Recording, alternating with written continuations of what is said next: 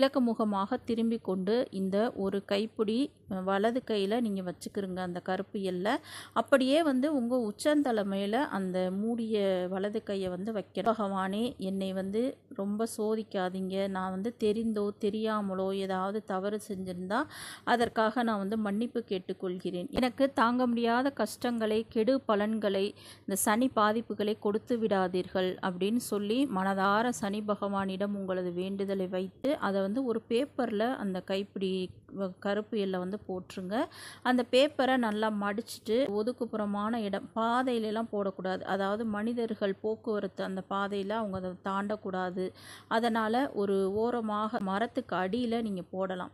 இந்த மாதிரி அந்த பேப்பரை விரித்து நீங்கள் அந்த எல்லை கொட்டிட்டு நீங்கள் திரும்பி பார்க்காம வந்துடலாம். எறும்புகள், இந்த மாதிரி ஜீவராசிகள், பறவைகள் இதெல்லாம் சாப்பிட்டு கொள்ளும். புண்ணியத்தையும் கண்டிப்பாக கொடுக்கும். உங்களுக்கு பாவ மன்னிப்பையும் வழங்கும்.